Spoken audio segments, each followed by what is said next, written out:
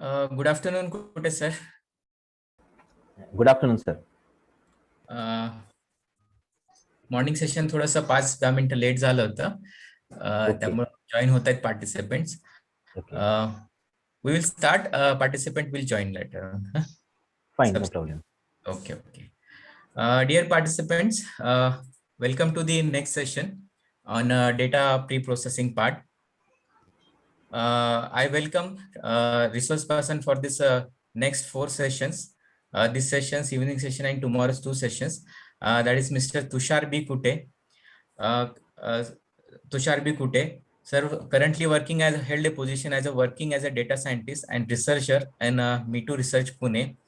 Sir has completed his BE from COP Pune and ME from Dr. Bamu University Aurangabad. Also, sir have a keen interest in other qualifications also, other than the technical degree. That is a Bachelor of Journalism, Diploma in Urdu language, Certificate course in Urdu, Advanced Diploma in Hindi, MA Marathi, and MA Hindi also. So it's a wide experience related to the education, related technical as well as non-technical field also. Sir has keen interest in the research area like data science, machine learning, Internet of Things, big data technologies, Linux administration and kernel development also, as well as in embedded system.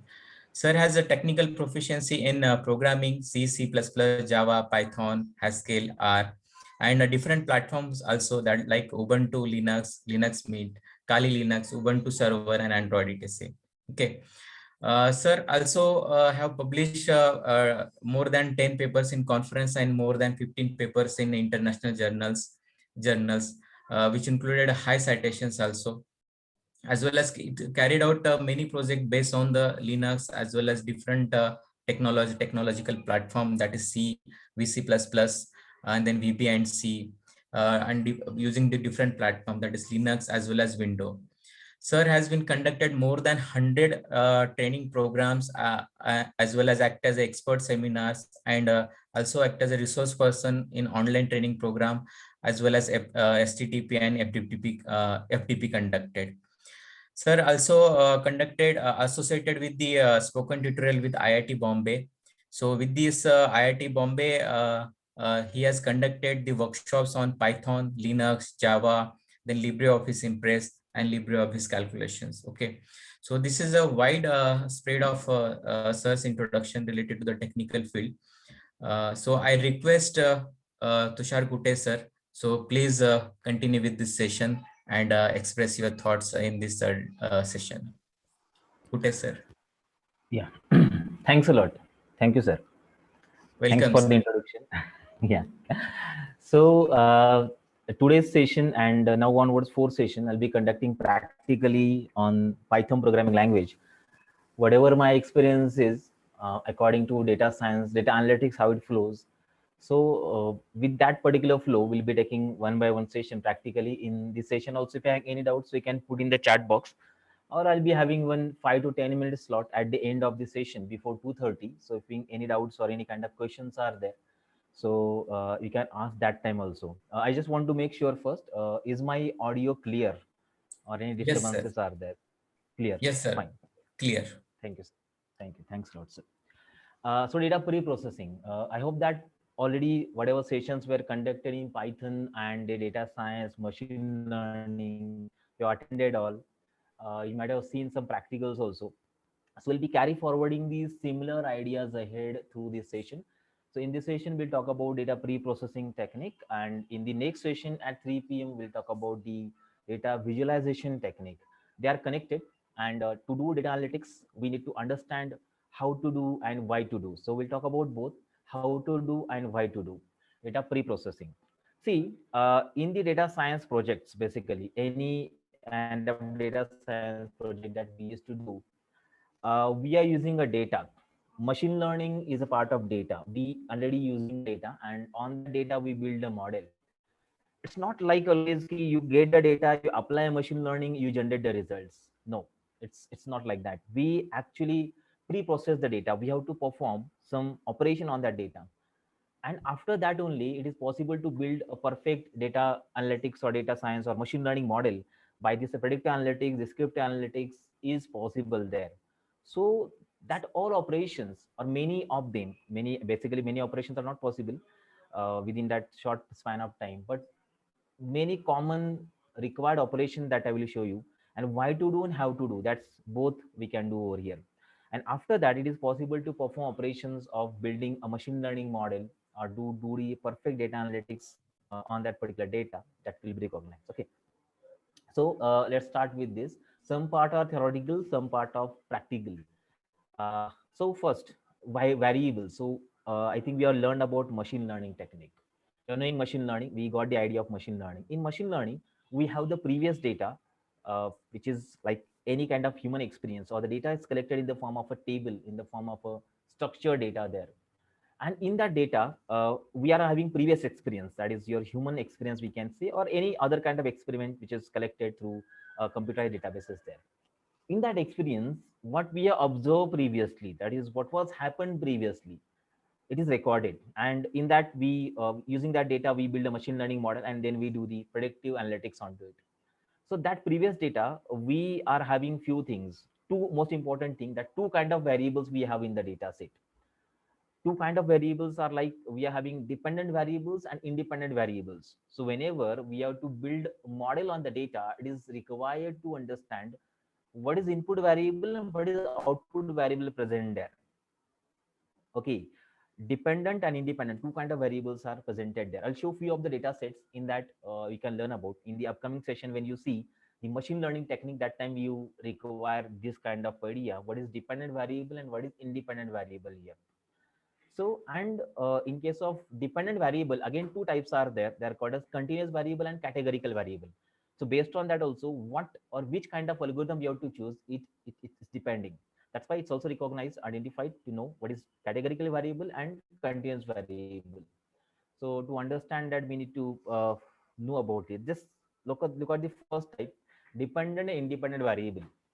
See, a dependent variable, obviously their name will suggest. Independent variable is like which is not depend on anything, and dependent variable means it depend on something. So dependent variable is depend on independent variable.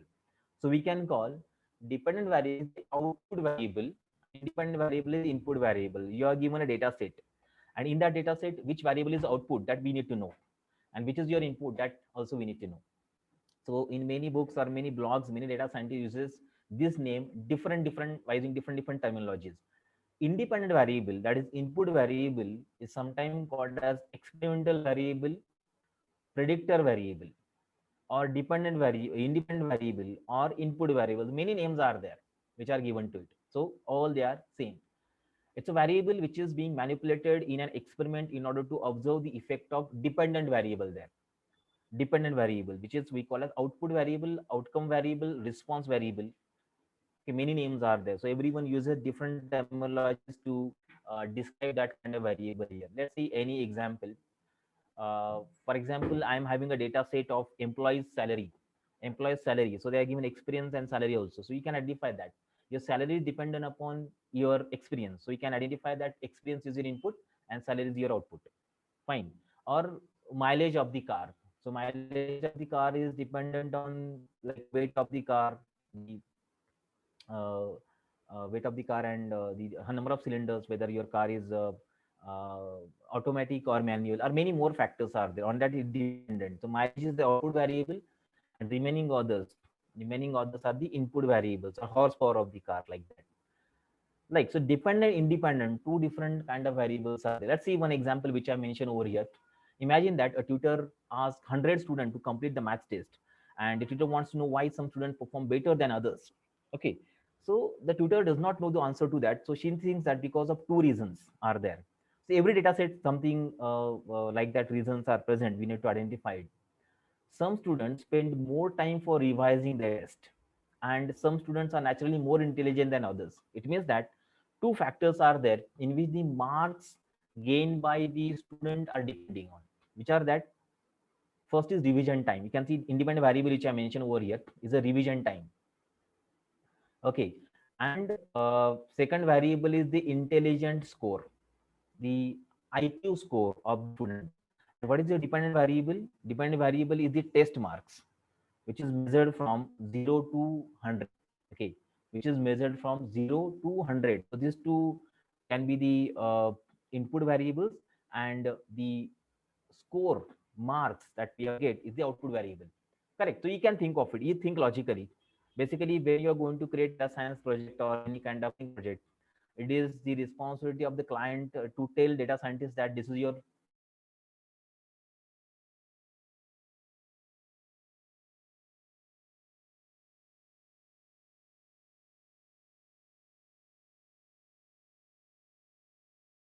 operations of selecting the perfect and most important input variable that we call as feature selection is also one of the technique which is used for data pre-processing here. So remember your input variables and the output variables that we need to, this example shown over here. When the data set is there with you, you need to know. And in case of output variable again, that is there with you, what we are going to do the predictions, what we are going to create the model for. Output variable is of again two kinds. Either your variable is of categories or it can be continuous. Maybe if you have heard or learned about the same idea in machine learning session, the two kind of possible outcomes are there. That output variable can be either categorical or continuous.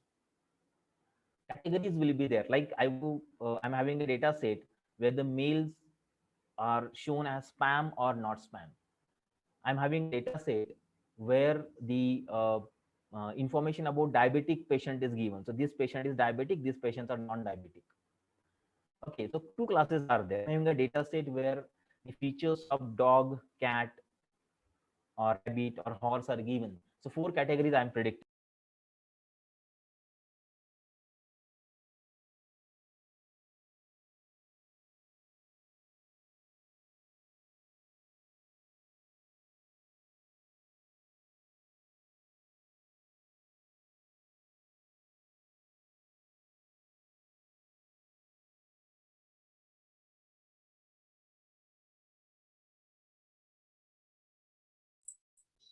Yes, please wait, participant. I think some connection issues there at the sir's end.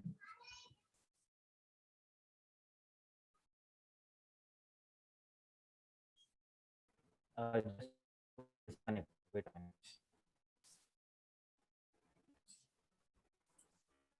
Huh. Fine. So when your output variable is containing categories, that is only two category, 3, 10. For example, OCR software is there. So in categorical, the output can be categorical, or your output can be numerical, means continuous output is there. Just like I told about the example of the uh, salary. So I want to predict the salary of the person as per the experience is given. So salary can be anything. If there is no any category present, or I'm having a data set about the stock market price of a particular company, that can be anything. Correct. Or I want to predict the weight of the person according to height is given there. So weight can be anything. There is no any specific category present there. It is called as continuous variable. Okay. So categorical and continuous, two possible outcomes can be possible. So to distinguish between them, if you have heard about two kind of supervised machine learning techniques are there. These are first is categorical classification technique and second is called as regression technique. So when your output variable is categorical, you're going to apply the classification kind of algorithms. And when the output variable is continuous, we are going to apply the regression kind of algorithms. Okay, so categorical and continuous, two kind of variables will be having accordingly to apply regression or the classification that you may learn afterwards. So this is what common idea that we need to know. And in case of categorical variable also, three kind of present. First, nominal. Nominal means any category, any kind of variable. I just told cat and dog. Two possible outcomes are there. This is categorical and nominal variable. Second is dichotomous. It's exactly having two categories. Basically, yes or no, male or female, spam or not spam, or whether is cancer present, not cancer present, or whether you're positive or you're negative. Like they're called a dichotomous variables. So these dichotomous variables are modeled with the help of binary classifier, binary machine learning classifiers. And the third is ordinal variables.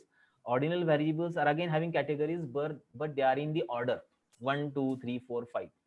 Like I'm having quality of different kind of liquids, and they are given from 1 to 10. So 10 possible outcomes are present there. They are called as ordinal variables that may be possible. So when the data set is there, it may contain such kind of output variable. Now talking with the continuous variable, when your output variable is continuous, again two types are there. Either we have interval variable, interval, like their central characteristics that can be measured along continuum, and they have numerical values, anything just like temperature, any possibility will be there in centigrade or Fahrenheit. Or the second kind of variable called ratio variable. It's an interval variable, but can be added with condition of zero measurement. Zero is not present, and any other value than that is called as present. This is called as the ratio variable. Generally, in general data set, if you going to create the machine learning models containing the interval variable is the output. But don't worry about the detailed structure of it. We just have to remember it's categorical or continuous. Okay, so when you have to make use of the data, it's again always required to know the operation, whether categorical input, categorical output, or continuous output is there.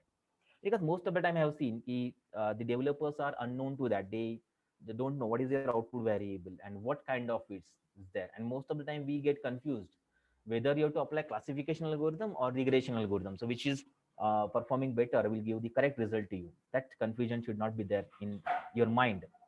Yes. So let's start with the first. Okay, this is the prerequisite knowledge that we need to know. Let's start with the first part of data cleaning. Was as a part of first pre-processing step, data cleaning. Cleaning data means making data available where no missing values are there. It's a common step that we perform. Now, in real world, there are some instances when the particular element is absent because of various reasons, such as data is corrupted. You have copied it, and because of some reason, the data is corrupted. Fail to load the information, or incomplete extraction is done, or network failure, or database failure, or data entry operator has not entered the data correctly. So it may have some data which is empty, which is not present there. So that case, your data model will not be created correctly, because data model is a part of mathematics statistics. They are based on mathematical modeling, statistical modeling, and obviously when data is missing there, mathematical model cannot be created correctly. It will show error itself in the programming. Theoretically, if you skip that data, it will create it, but still the data is missing there. So handling the missing values is one of the greatest challenge faced by the data analyst, because making the right decisions on how to handle it generates robust data models. Robust, without any error, healthy data models we require. To create that, we need to ensure that there is no any missing values present in the data set. Okay, so let's look at many ways are there which we use to perform operation to recover the missing data. Actually, recovery is not possible, but we can find a perfect solution by which the clean the data can be created. Like at this example here, if I'm having a structured data set, something like this, we can see age, one column is missing over here, one field, or cabin which is shown over here, they are also missing multiple elements, or maybe some other values can also be missing. If this is missing, so a data model is not possible there. Data analytics on that is also not possible. And if you're having huge number of missing value, it will create a problem. Fine, we'll see how exactly the problems can be recovered from that. Common policies, 5 policies are there which we use. Out of that, first 4 policy I'll show you. Fifth policy can be only learn the machine learning models there. The first policy is ignore the record with missing values. Ignore the record with missing values. So whatever missing values are there, ignore it. How to ignore that, we'll see. But what are the plus minus points are there, that also we'll talk about. Second, replace them with a global constant like question mark. Already they are having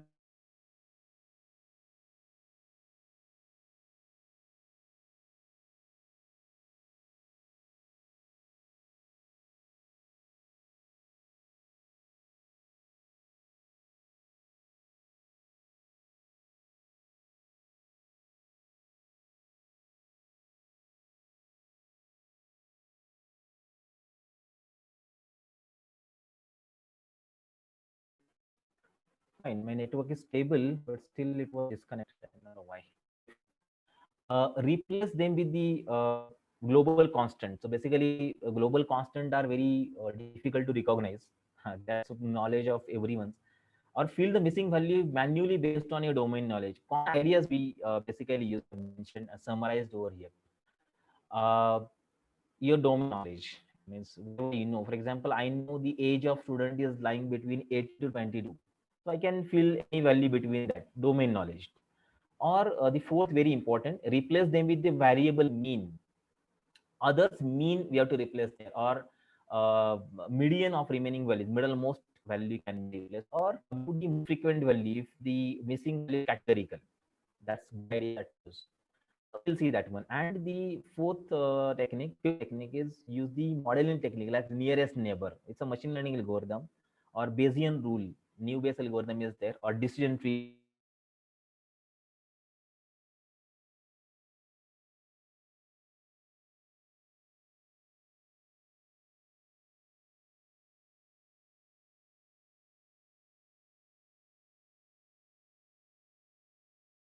So this techniques are present over here. Let's see how to perform the operations over here. I'll show you one data set, and in that data set, some values are missing, and these missing values, how it is represented by the Python program, because as a part of case study, we are using Python programming here.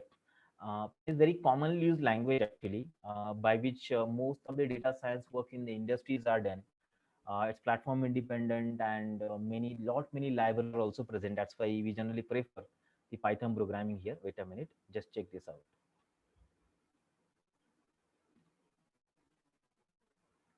Okay, now see this data set. I'm having a simple file present here, where roll number, name, class, marks, and age of student are shown. They are stored in this particular file. And some values are missing. In class one, entry is missing here. The class of Sir, student is not shown. Then okay, these sir, two. screen is not visible. Yes, sir. Can you share your screen? Screen is not No, it's showing. And it's showing, it is sharing. not visible, sir. Here.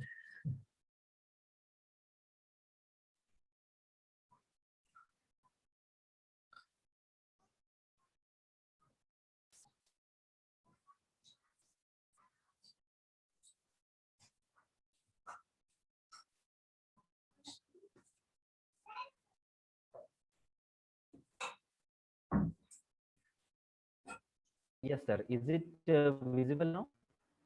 It No, is sir, showing me not sharing. yet.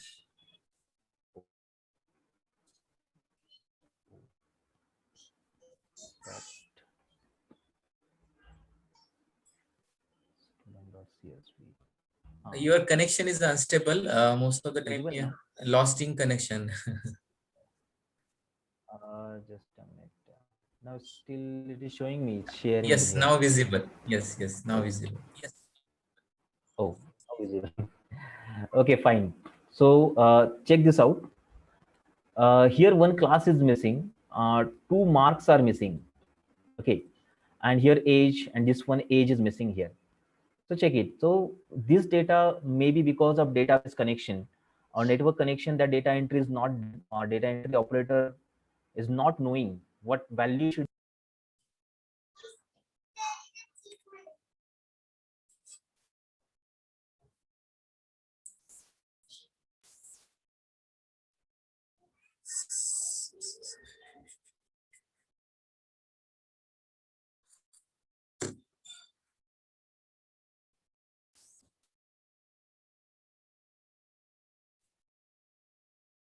Wait a minute.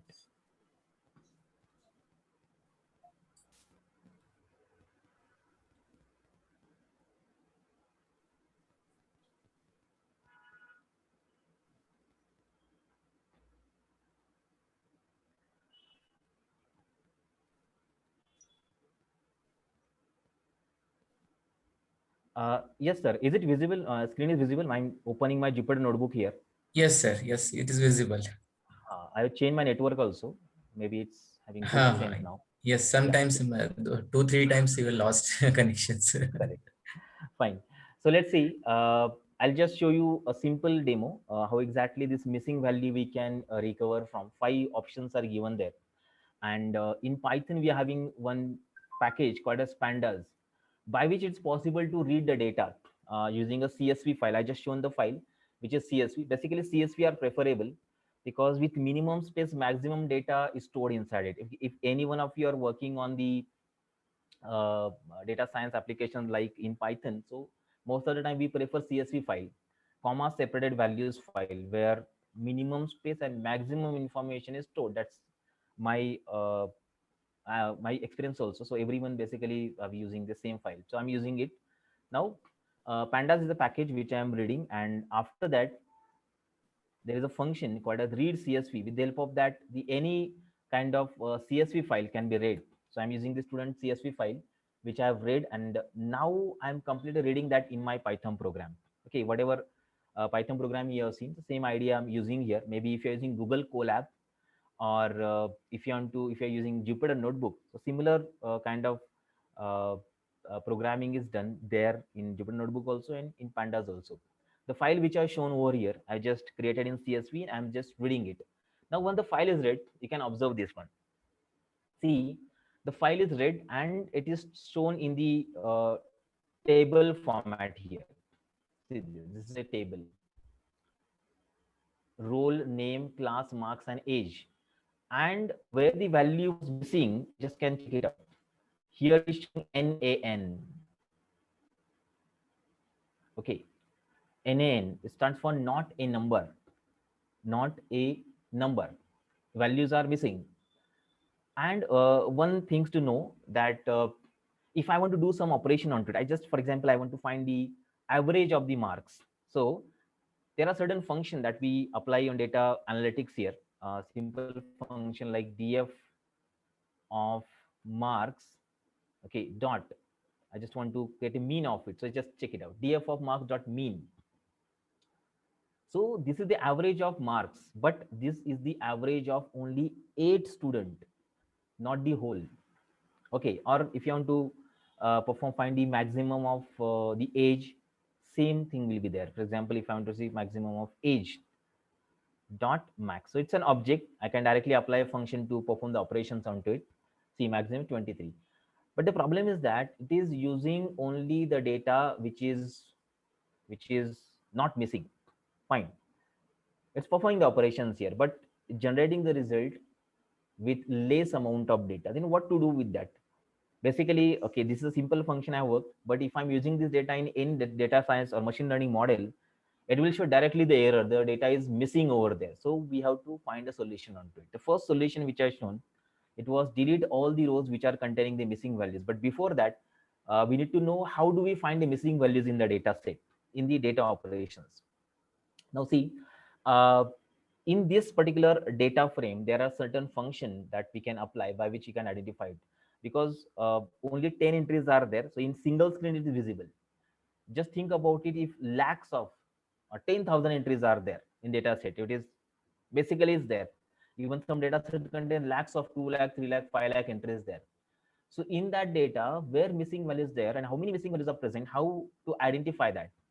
So to identify that, Python is providing some methods to check it. So before actually building a model, we need to identify that the data is missing. How to do? So directly there are certain functions like count I can apply. So df is a variable in which your data is stored. Df stand for data frame. Basically, I just given a shorten the name. And if I check the count, so it shows the total non-null entries present inside it. See this non-null entries. So you can see roll number 10, name 10, marks 9. So here you can see non-null entries are 9 only. It means that one null entry is present. Marks, 2 null entries are there. Age, 2 null entries are there. Find that we can find. Okay, or inverse of it is also possible. I just can do summation of all null entries. Let's see this: diff dot is null. Okay, and dot sum. If I do this is inverse of the first is null. If where the null values are there, it will show true, and I'm adding all the truths together. True plus true. True is 1 actually. So 1 true plus 2 will become 2. That's it. Okay, sum. So in class, I have one missing value. In marks, I'm having two missing values. Age, I'm having two missing values. See, like, so this is summary of all the missing values. If thousands of entries are there, then we can use this method to find the missing values. Yes, missing values are there. Even one more method is there that we can use called as info. It will show the information about your data set. Here you can observe this is your data set which you have read. Okay, and 10 non-null entries are there. You can see, and here 9 non-null are. It means that one is null. Here 8 are null. Sorry, 2 are null. Here 2 are null. Like summary of that information about data set that can be seen here. Now these are the method that by which you can observe there are some missing values present. Now let's go step by step. 4 techniques which I have shown. Fifth technique that you can identify after learning the machine learning algorithms there.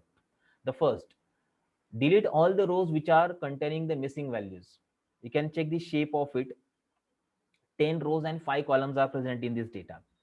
10 rows and 5 columns are there in the data set. Now out of it, you can observe that total 9 rows are containing, sorry, 5 rows, sorry, 5 rows are there which contain the missing values present in it. Okay, 5 rows. So out of 10, if 5 rows are containing missing values, so check it. There is a function called a drop NA, which I can use, drop NA, which I can use to drop all the rows which contain the missing values there. Now you can observe it. 5 rows were containing the missing values, and now 5 rows are containing non-missing values, non-null values there. So only 5 are remaining, remaining others are deleted. It means that how much amount of loss we incurred? 50% data is deleted. 50% data is deleted. So this is not good. This method is applicable. This is a good method actually to drop all the rows which contain the missing values. But we have to delete, or you have to apply this method only when very small amount of data is missing. Out of 100 entries, 5 are missing. 5% data loss will incur. 1000, 10 are missing, 20 are missing. Like, so 10 to 20% missing values is okay. But if you're having 40%, 50%, 60% data is missing because of dropping the rows, it's not good. So this is a common method that we also apply, but it's applicable only when small amount of data is missing over there. The first method. Second method, we can put some universal constant instead of missing values. You can see df dot fill na. So fill na is to fill the missing value with some data present in it. Just like I can put a question mark. So question mark not universal constant actually, but remember that method. You can see. So where the values are missing, there we can find a question mark present here. Question mark. See. So we can find its missing values there, but generally we don't prefer it. What I do, I will put some known identifiable values. Like for age value, what I'll do, see this, df of age dot fill na, and using my domain knowledge, I'll put some value like 22. So in the age column, only on age column, only on age column, you can see only age column is visible over here. I'll putting some 22 because I know minimum value 19, maximum value, sorry, minimum 20, maximum 23. So all the student ages are in that range. So 22 can be taken in consideration. Fine. I'll fill it. So this fill NA method is used to perform this operation to put uh, some known values. If you're knowing the range, so you can put some there and data will be cleaned. But the problem here is that if you're having 50 columns, then you have to look for every column separately to perform this particular operation.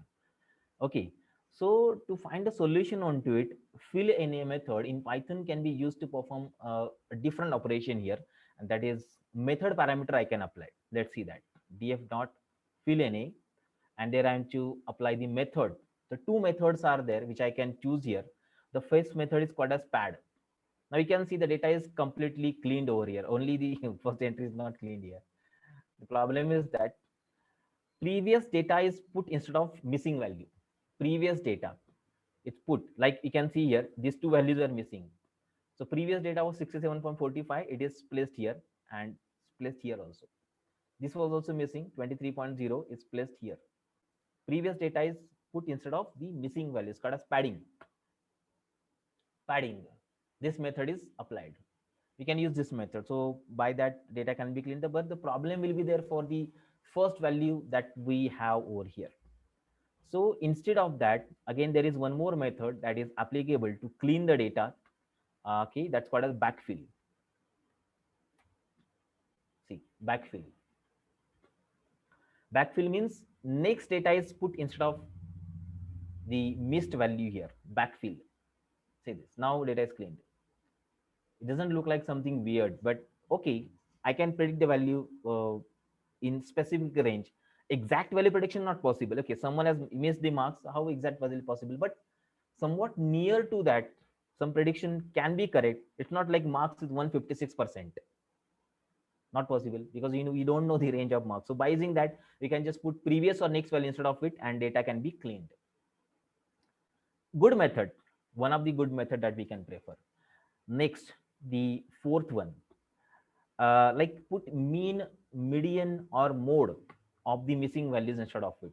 That also we can choose to perform. So df dot again fill NA, where the NAs are there, that I can put the mean of remaining. So specifically focusing on the column there, like marks column. So I need to fill the mean of remaining values. So it's like this one, df of marks dot mean. So remaining's mean I'm putting instead of it. The mean is 66.247, I think, wherever the values are put. Mean of remaining I can put. This is how it is done.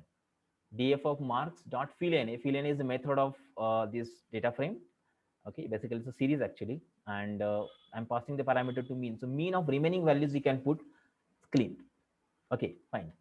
Or I can put median of remaining values also. So just can focus on that median, MEDIAN, yes, median of remaining values you can put. Median means middlemost value. When you sort that value, which value will come at the center? This is called as the median. Okay, which value will come at the center is called as median. So this is two values that are at center. So mean of both is given here 66.395, and that can be put. Same we can apply to the age column also, because in age also the values are missing. So mean of remaining we can put over there. That was a good method. We can identify the values will be within a range. Fine, mean or median values. And the thing is that what if the value that is missed is categorical? If it is categorical, if categories are there, then what operation to perform? So in case of categorical values, we just can use the mode. See, class is missing, first entry in the class is missing, so I can fill the mode means most frequent value in that particular data set is that particular column is present, so that we can put over there. This is the most frequent value. You can see most frequent value B class A. 1, 2, 3, 4, and 5 were there. Out of 9, 4 were T and 5 were B. So B is put at the first, which was missing over there. Fine. This is the way that are chosen to perform operations of data cleaning. And the fifth method is there. Fifth method we call as the machine learning modeling. So using machine learning, we can predict what can be the accurate value present in top. But we need to understand what is Bayesian rule, what is nearest neighbor, what is estimation maximization, or what is decision tree. Using that, we can predict it. They're complex method actually, but any one of that. In my experience, I choose the last method, which is shown over here, like median. The middlemost element we can prefer, put it there. Great accuracy can achieve. Rather than deleting that value, we can predict some value over there, and using that value, we can perform the operation. In the fast of pre-processing, data cleaning plays very important role, so that a perfect data will be available to do the data analytics onto it, or to build a machine learning model onto it. Fine. Okay. So this is one of the step. Now the second step, which we use in pre-processing, is called as the cross validation. So just a minute. We'll go to the presentation again.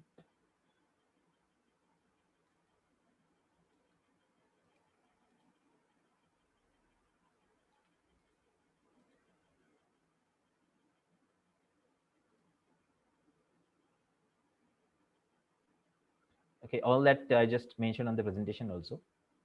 Yes. Yes, is it visible? Screen is visible, I think. Yeah.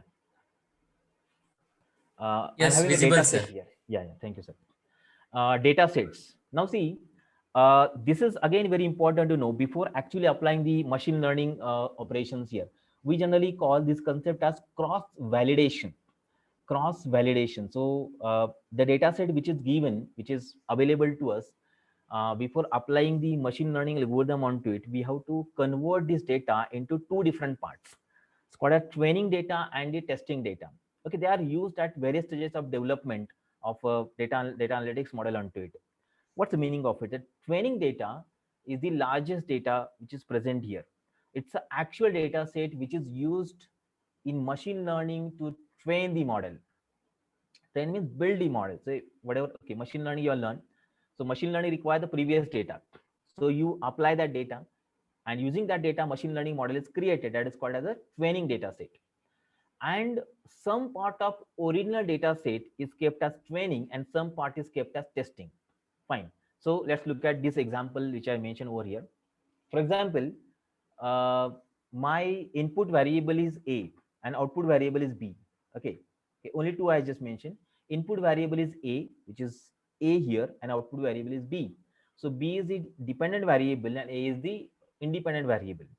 So what machine learning assumes? Machine learning assumes that all the data entries present inside it are having the same relation present there. Same relation present inside it. So to build a machine learning model, before building a machine learning model, what we do, we create two parts of this data set. Basically, four are there, but focus on two parts. Here, 66% entry, that is two-third entry, I have separated and I have converted into training data set. I call it training data set. This data I will apply or I will use to make the machine learning model. And this is unseen. This data which is shown, 33%, one-third data, which is not known to the machine learning model, I have kept it aside. Why? Because after building this model, I will apply this as input to the model and I will check whether it is generating Y test or not. Okay, means model will be created using this data, input output. Once the model is created, then we apply this test data as input and I will check that whether it is generating Y test result or not. So I will check algorithm generated data, and originally I'm having with the data that I'm having with me, I will compare them. So how much error is present, how much difference is there in between original data, which is I kept aside test data, and the predicted data by algorithm. I will compare them. Okay, and that comparison will tell me that how much accurate the model is created. So whether you apply classification algorithm or regression algorithm, we have to use this technique of cross validation. Cross validation means validate the model. You created the model, okay, you have created, but how do we validate it? How do we know that the model created correctly and it is accurate? Okay, so that's why some part of the data we are keeping aside, and with the help of that data we are going to test the model is perfectly working or not, because its outputs are already known to us, and we check our already known output as well as predicted output, compare them, and then proceed further. Fine. So this is training data, and testing data is the data typically used to provide an unbiased evaluation of the final that are completed and the fit on the training data set. So the training data is created, we apply the testing data to check the model is perfectly working or not. So how do we use it?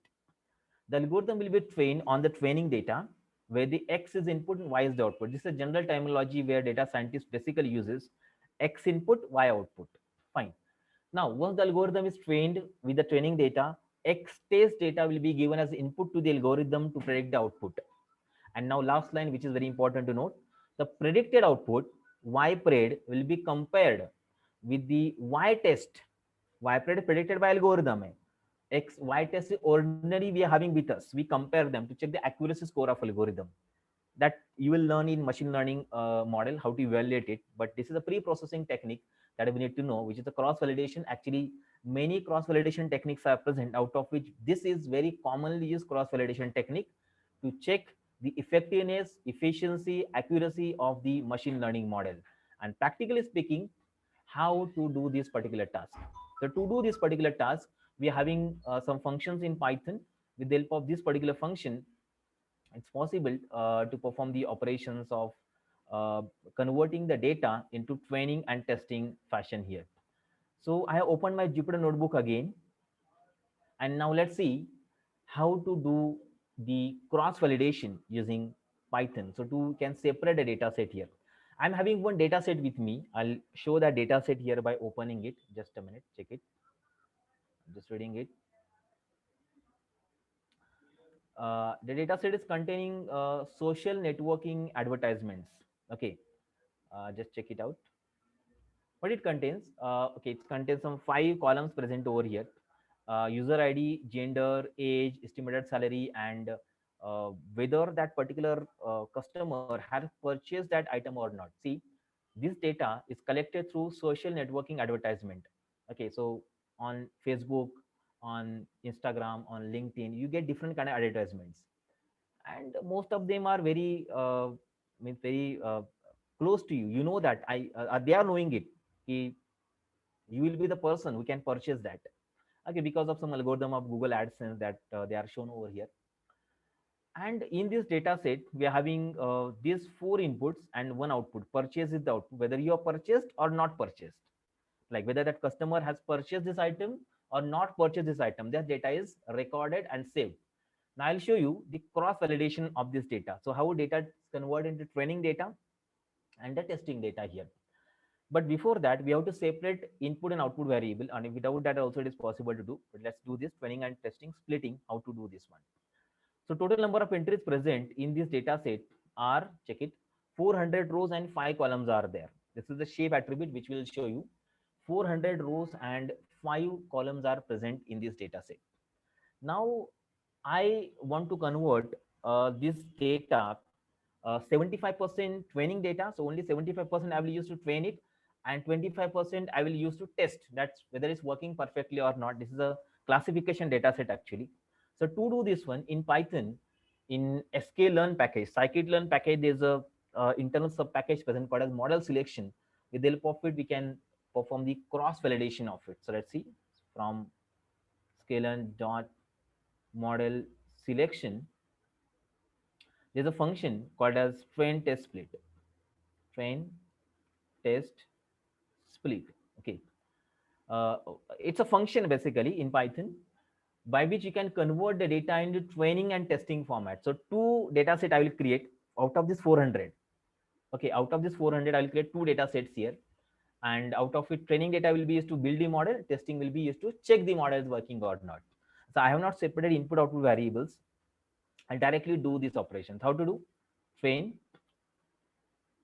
comma, test is equal to train test split. Okay, this function returns either 2 values or 4 values. 2 values or 4 values. 2 values when you are giving only 1 input, and 4 values when you are giving 2 inputs. So let's apply df is the first parameter. What you want to separate? Df I want to separate. I want to separate train and test data from the df. And then what test size you have to apply? Sorry, test size. Testing size, let's say 0.25%. 25% I'm using there. Okay, so 25% data will go to testing. Why especially? Because out of 400, 100 element will go into testing data. I will keep it aside to validate your machine learning model. So test size equal to 0.25. Then random state. Random state is a seed point by which you decide how randomization of data should be done. All the data will be randomized. So build a perfect data model. Data should not be sequentially ordered. Data should not be sequentially ordered. Data should be mixed. Then only a perfect, robust data model is possible. That's why random state is required. You randomize the data. One more thing, if you don't give random state, then also data is randomized. But every time different randomization will be used. Here I'm giving a seed point of 0, so randomization will be same. Train, test, done. Now here I've shown this snapshot of the data set where 0, 1, 2, 3, 4 in sequential order the data is present. So as to pre-process, I'm converting this data into training and testing, randomized it. Now let's see train data set, train dot hit. The first 5 entries of training data will be shown here. You can see 250 entries coming first, then 63, 312, 5, 159, 283. Complete data is mixed. And out of this, 75% data is present inside the training data set, and 25% is going to testing data set here. So you can see train.head. Okay, train.head. Training data is this. 5 entries are there. Not 5 only shown, but remember, actually it contains how many entries? You can see the shape of it. 300 rows. random 300 rows are stored into the training data. See, and if you check the test data set, it is 100. See, and they are also randomized. I'll show the snapshot of it. See, so tomorrow I'll show you what do you mean by this shape and head are there. This is a part of pandas actually. Data processing we can do by this. So see this one. 132, 309. They are remaining entry. Remaining 25 are there. 75% are going to training data, and 25% will go into the testing data set. This is how the common idea of cross validation are done. Now, when you learn machine learning, we need to use this data only, training data. Okay. And after it is done, after model is created, they will apply testing data to check that whether the model is working perfectly, correctly or not. So this technique we call as the cross validation. Okay, so using many validation techniques are there. There is some technique called as grid search cross validation. There are some technique like stratified k-fold cross validation. K-fold cross validations are there, but they are advanced technique. Once you are familiar with common data analytics and machine learning, then we can apply that. But this is the common idea of converting your data into training and testing is used over here by this particular method. Okay, so this is a very commonly used data pre-processing technique that we apply here in the data analytics here. Now let's see the one most important technique of data pre-processing that we use. It's called a normalization. Basically, normalize the data.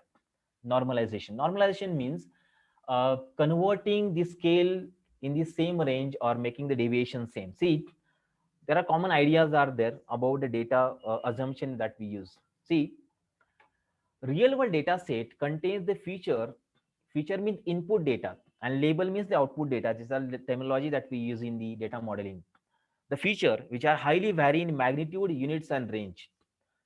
Magnitude, units and range, remember. So it means that their scales are different. For example, I'm measuring temperature in Celsius and you're measuring temperature in Fahrenheit.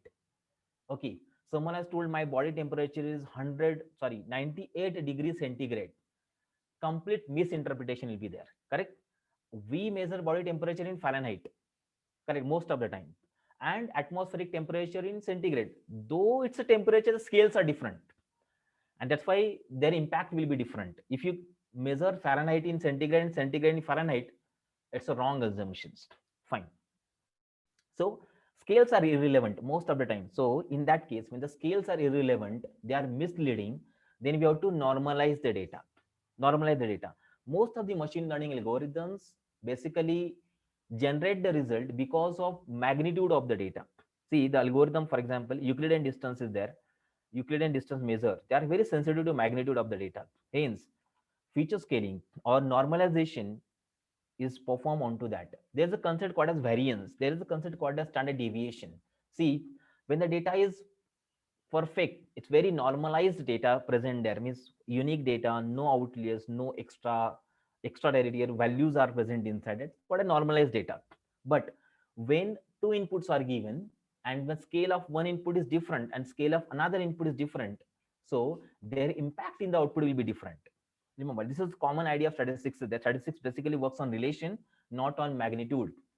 Statistical algorithm, machine learning algorithm basically works on relation, not on magnitude. But if magnitude is changing the result, then we have to scale the data. So two ways are there which are chosen to scale the data.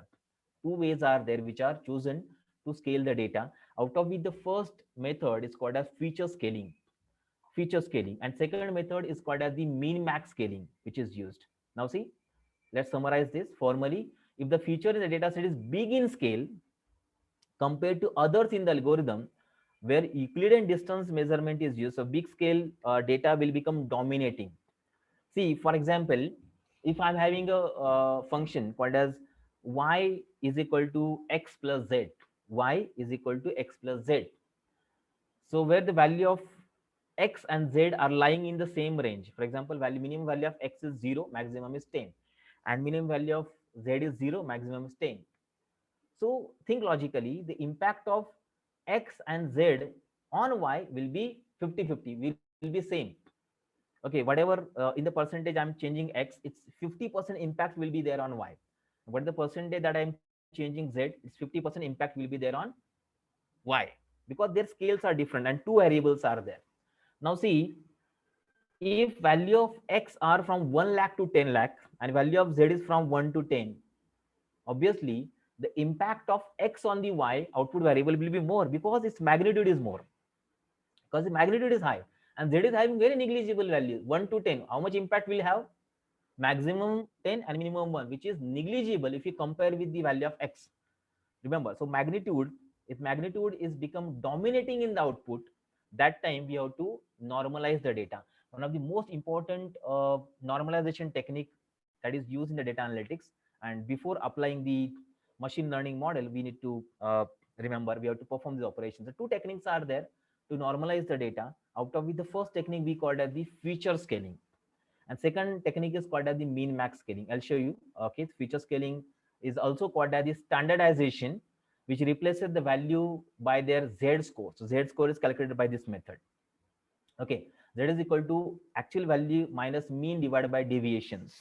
Okay, deviations, variance, sorry, not deviation. Standard deviation is the square root of the variance, and if you write the square of variance is called a deviation. If you have known to this one, this common method is used, and by this method, what we do, we make the deviation of all the column equal. I'll show practically how exactly it is done. So this formula is used here in the feature scaling to perform operations with that. And the second method we called as normalization. This is min max scaling. In min max scaling, what exactly happened? The formula is shown over here. The scale of all the input are made same, 0 to 1. For example, I'm having one data like 1, 2, 3, 4, 5. X is equal to 1, 2, 3, 4, 5. And Y is equal to 10, 20, 30, 40, and 50. What do you think? Whether X and Y is different? Obviously, they are different. But remember, they are different in magnitude, not in relation. Remember, they are different in magnitude, not in relation. The magnitude of X is higher and magnitude of magnitude of X is less and magnitude of Y is higher. But their internal relation is same. Whatever relation that the values internally X contains, similar kind of relation internally Y also contains. Relation is same, but magnitude is different. So what we will do, we'll scale down or scale up both of these data in the same range without changing their relation. Relation is not changing. Fine. So this is called as the min max scaling. Basically, it's done by this method. New value Z is equal to X minus minimum of all X divided by max of X minus min of X. So by that, you scale all the values between the range 0 and 1, where the minimum value is considered 0 and maximum value considered 1, and remaining other value will be scaled within the value of 0 and 1.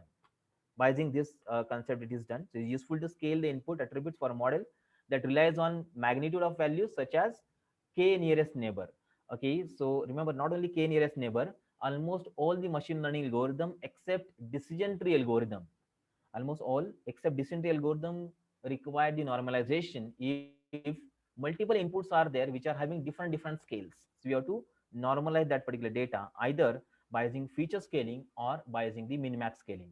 So let's see this one. Just a minute, I'll share my screen. I'll show you one simple example how the scaling is done and how to check whether scaling is required or not.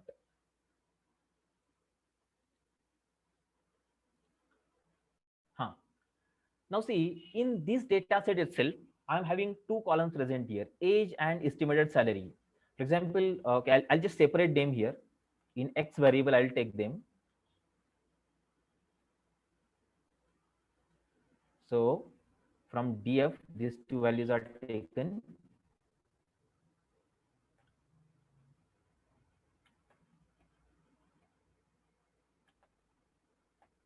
Yes. So see, for example, age is the first column, estimated salary is second column. Okay. Now you can see age is very small, means in between the hundreds, it's there. Estimated salary is in thousands. More than 10,000 are there. If you want to check that, so there is a method called as describe that we can use to show the statistical numerical properties of this data. It's possible. You can check it out. Total entries which are present, so you can check it. The deviation is also different. Deviation of age is 10.48 standard deviation, and estimated salary standard deviation is 34,000. The distance of the point, the average distance of the point from the center, that is what deviation we call 10, and 34,096 is present for salary. Deviation completely different, and even the range is also different. The age minimum is 18 and maximum is 60. And for estimated salary, minimum is 15,000 and maximum is 1,50,000. See, now many ML algorithm, just like k nearest neighbor I told, k nearest neighbor is also there. Even the support vector machine also there. They are also biased toward the magnitude. When the magnitude is higher, their impact will be higher. In logistic regression also, when the magnitude is high, their impact will be higher. The dominating feature is this. In this case, estimated salary will be the dominating feature. So what we have to do, we have to normalize it. The first technique which I told, by using the Z score is calculated. It's called a feature scaling. What it does, it makes the deviation of the column same and equal to 1. Deviation equal to 1 for all the columns. So whatever variance is there in the data set that will be removed, it will be same. So to do this one, there is a method. I shown the formula which is applied directly using Python programming language. There is a class called a standard scaler which is used to perform this normalization. So most of the algorithm requires this. So let's see. So in sklearn, the pre-processing package is the sklearn is a scikit-learn package, which is having many machine learning algorithm. In future sessions also, you will be having that particular topic. Machine learning algorithm will be present, and under it, pre-processing sub packages there. Inside it, many data pre-processing techniques are present. Many are there. Out of it, which are very commonly used, okay, that only we are seeing. So let's import the standard scaler. So standard scaler perform the operations of feature scaling, where the normalization technique of making deviations of all is same by using the Z score method.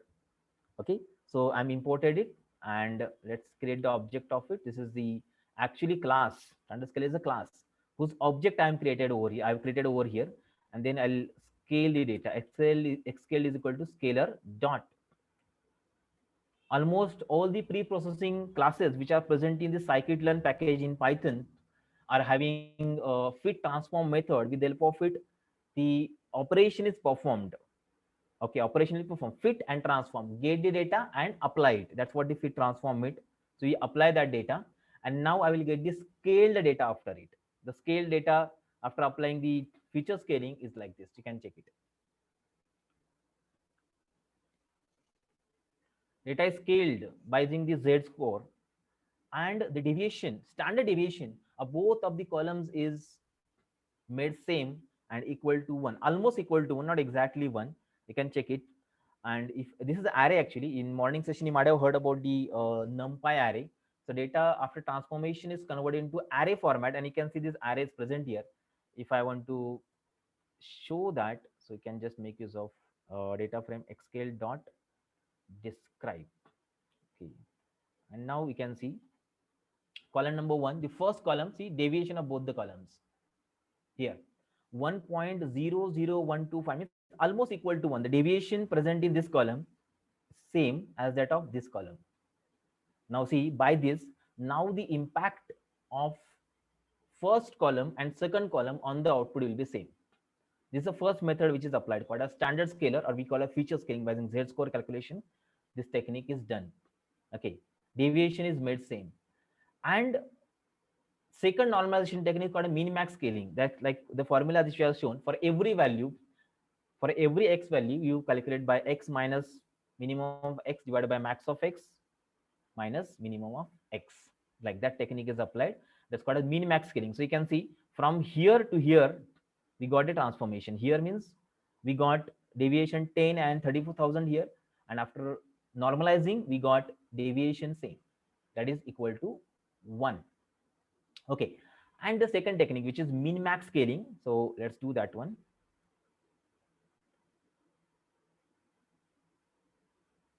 Again, from pre-processing, there is a min max scaler is present, whose object we have to create. See, yes, and now xscale the data. Xscale is the output data. So after scaling, we got that data in the array format in the xscaled variable. Fit transform, again, same method is there. We use here to perform operations. It is scaled now. The task of min-max scaler is to scale down or scale up the data in the similar range, in the same range. That's what we do. And now let's see that pd dot data frame scaled dot fit describe. Now see what happened by this scaling. You can see now minimum value of both is 0 and maximum value of both is 1. Now see, without changing relation, we have scaled down both of them, where minimum value is considered 0, maximum is 1, and remaining other values are adjusted accordingly. Fine.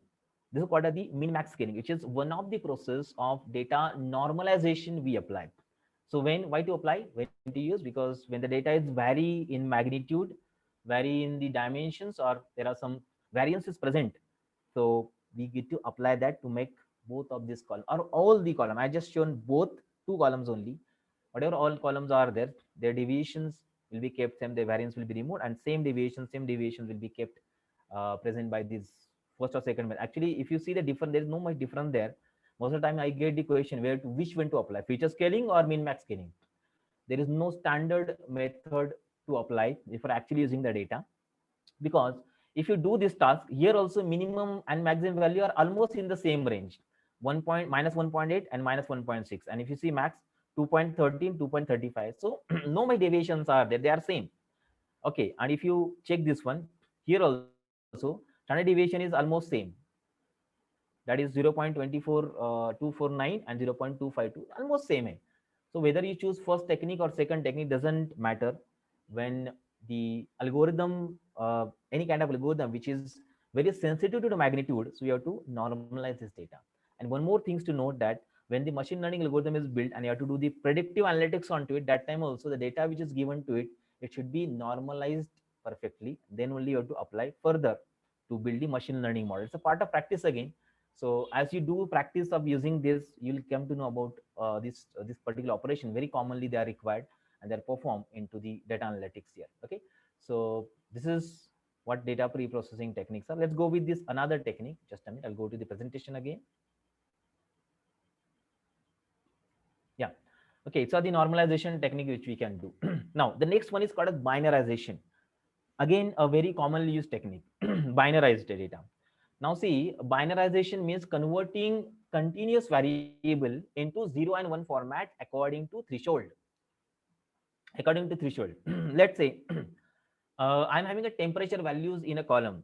Okay, temperature values in a column, and algorithm required this data to be in 0 or 1 format.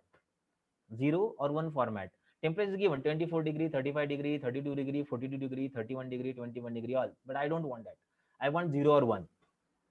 0 means low temperature. The value, if it is lying below 0, below 30 will be 0, and I want all the values above 30 as 1. So I want either value 0 or 1. Okay, so 0 will be like value above 30, below 30, and 1 will be above 30. This is called as the binarization. So continuous data will be converted into binarized format. So value is greater than the threshold map to 1, while the value is less than or equal to threshold map to 0. Yes. Binarization is a common operation on the text count data where analysts can decide only consider the presence or absence of feature, present or not present. I just want to know temperature is above 30 or not above 30. I don't matter how much is that.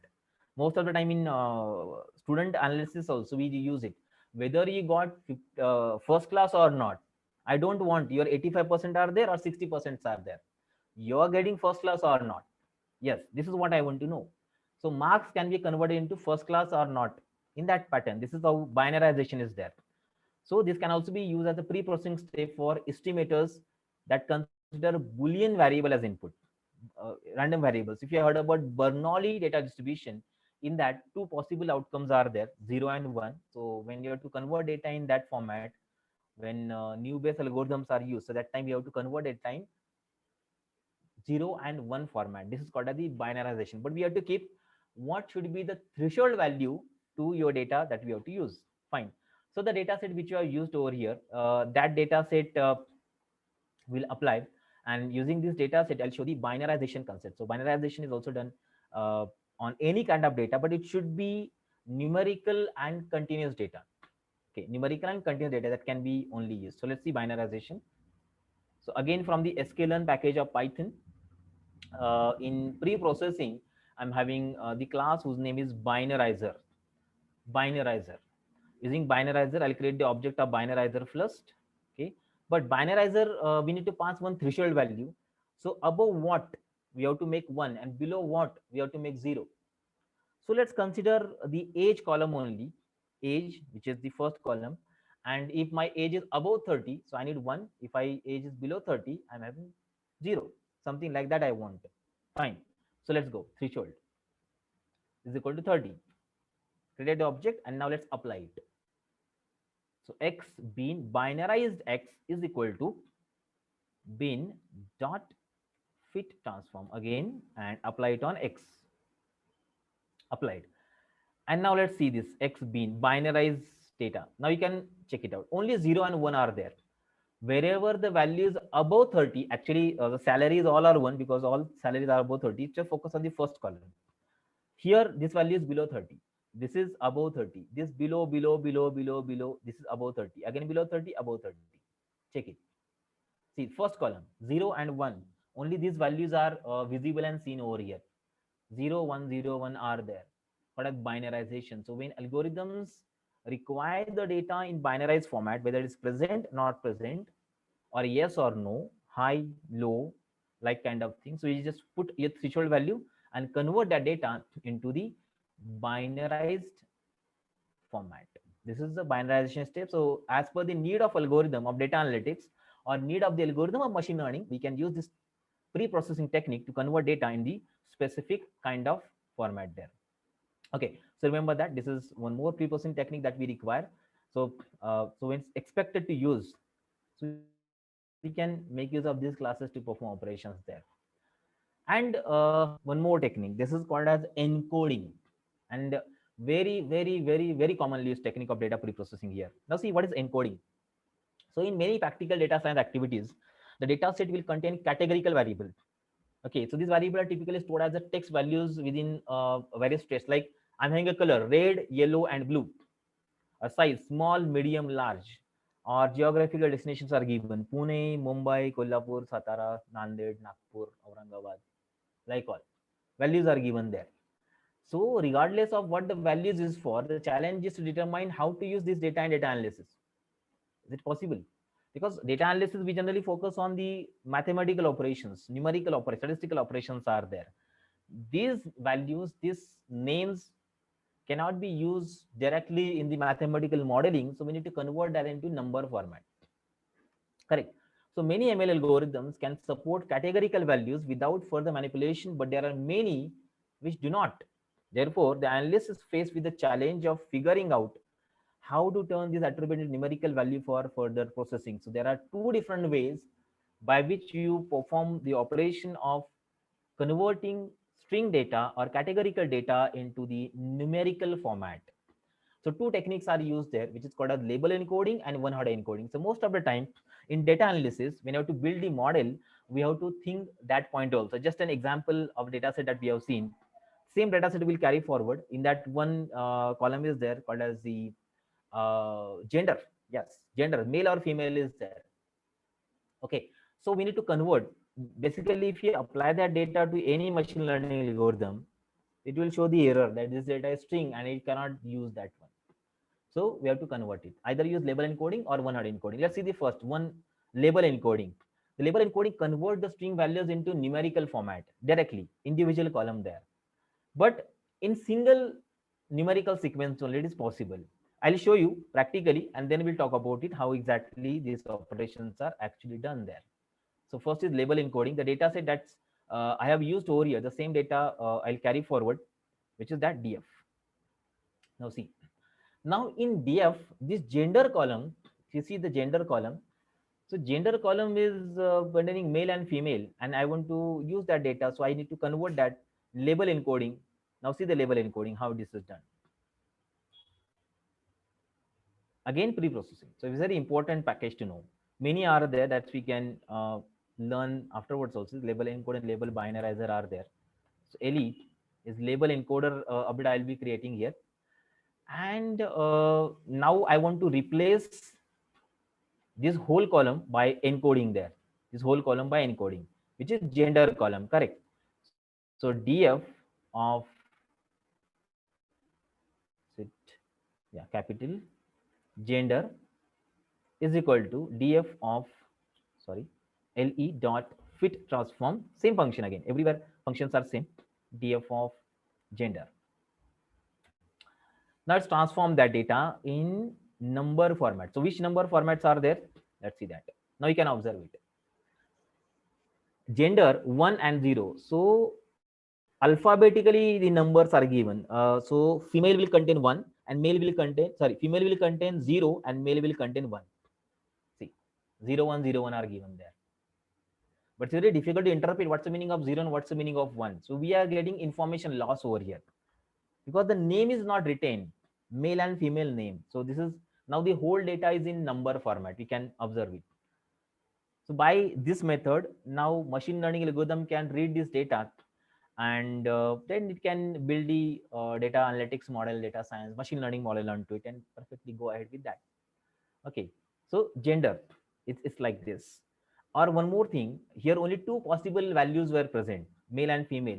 If three are there, it will show 0 1 2, or 10 are there, so 0 to 9 will be there.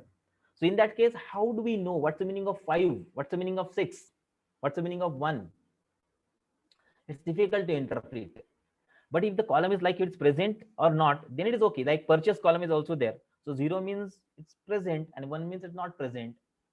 But in case of a, gender is not the case. 1 means gender present and 0 means not present. It's not the perfect interpretation. That's why this technique is very rarely used to encode the data from string format to the numerical format. So another pre-processing technique of encoding is preferred. It's called as one-hot encoding, which we generally use, where information loss is not there. You can see there's information loss.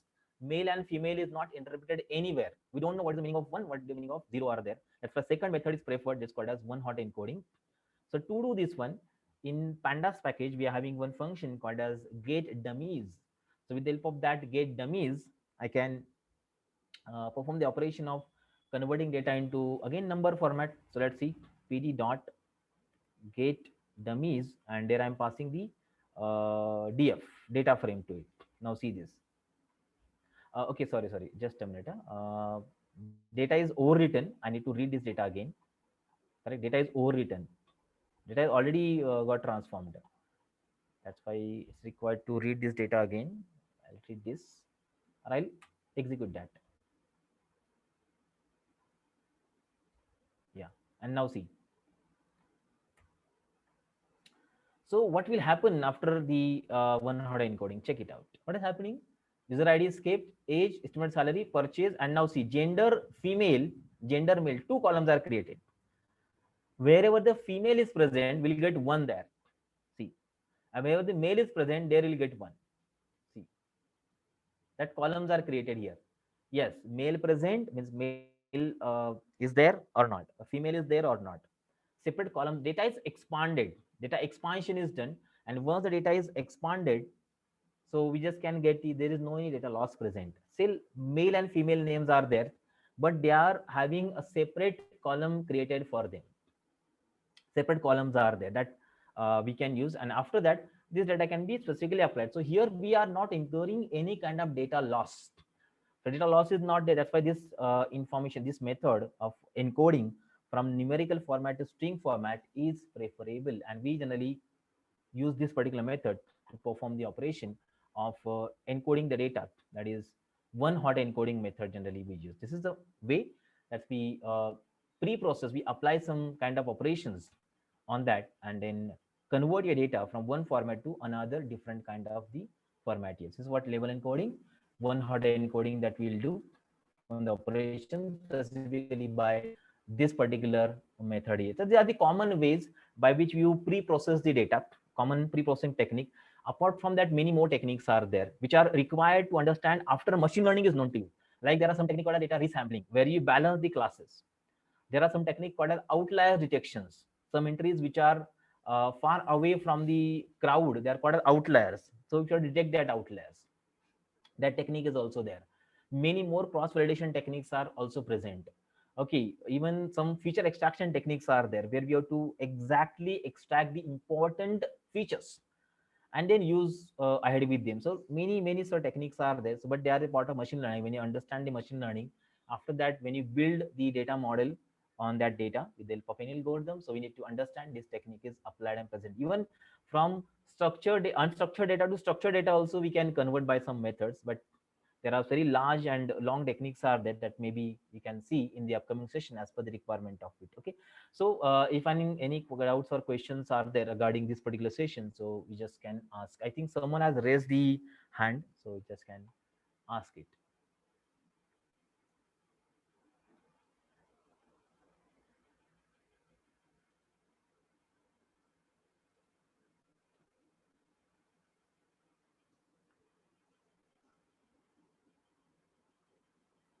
If any kind of questions or doubts are there regarding this topic, so it's open to you. Yes, participants, you can put your questions in chat box also, or you can directly unmute yourself and ask directly to the sir.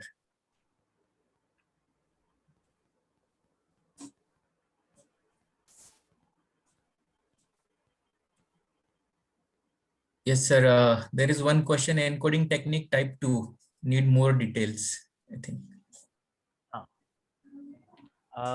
One hot encoding, correct? Just a minute.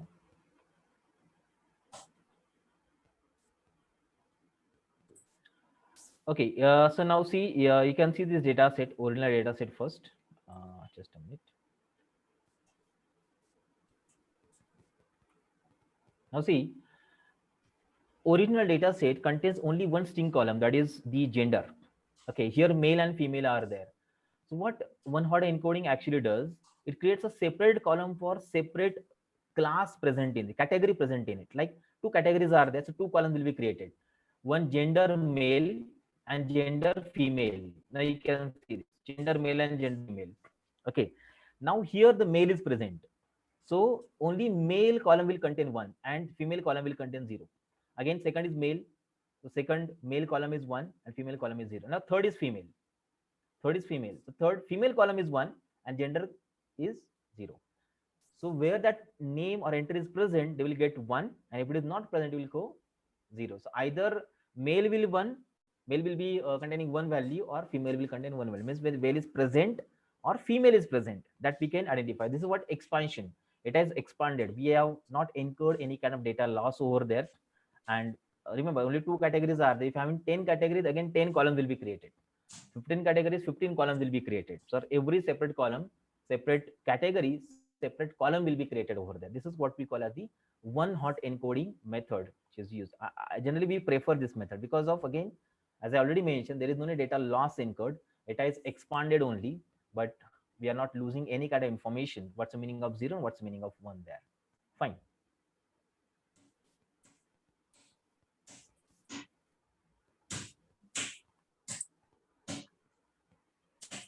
Yes. If There is any another, other, yeah. what are the advantages of data normalization? Yes. So most of the time, see, normalization, we get the idea after practically identify that one. See, one thing, I have told one example there, ki y is equal to x plus z. Just think about it. The values of y depend upon x and z, but magnitude actually changes the impact. Remember over there. See, when the scale of different kind of data is irrelevant, or there are different kind of scales are there, so the impact will be different in the output. Impact will be different. If I just use x and z, so value of x is very high and value of z is very low. If I change x, so its impact will be more on the y, but not for the z, because z values are very less. Generally, in machine learning model, when statistical modeling is done in data science, data analytics, there it works on relationship, not on the magnitude. And some algorithms are there in machine learning, some algorithms are in machine learning, they changes the result according to the magnitude. According to the magnitude. That's why what we have to do, we have to normalize the data. So in normalization, were two things that we do. We actually rescale the data from 0 to 1, or we make the deviation of both of this column as same.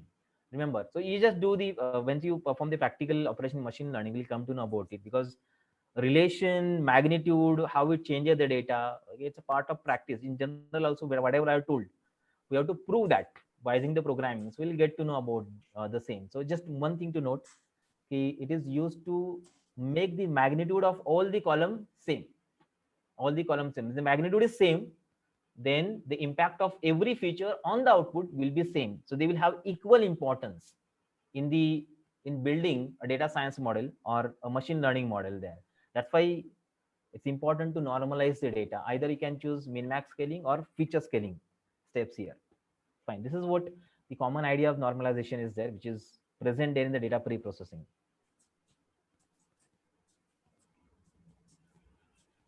Okay. So thank you, sir.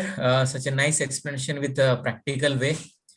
So we'll continue this session at 3 p.m. So have all the participants have a tea break, and please join again at 3 p.m. with the same link.